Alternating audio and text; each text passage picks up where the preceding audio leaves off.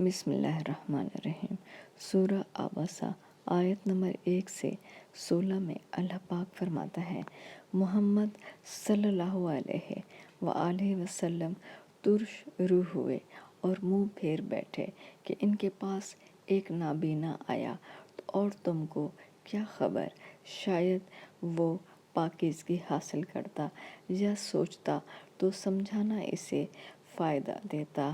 جو پرواہ نہیں کرتا اس کی طرف تو تم توجہ کرتے ہو، حالانکہ اگر وہ نہ سنورے تو تم پر کچھ الزام نہیں، اور جو تمہارے پاس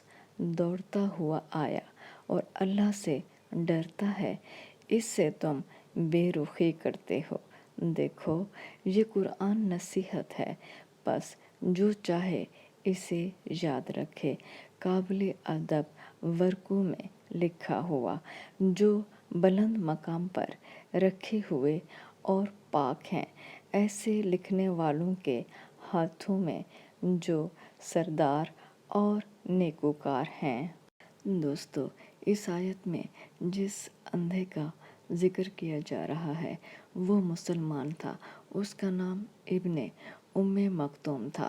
آپ صلی اللہ علیہ وآلہ وسلم اس وقت قریش کے سرداروں کو اسلام کی تبلیغ کر رہے تھے جب یہ اندھا مسلمان وہاں حاضر ہوا اور آپ سے پوچھنے لگا اسلام کے بارے میں، تو آپ صلی اللہ علیہ وآلہ وسلم نے مصروفیت کی وجہ سے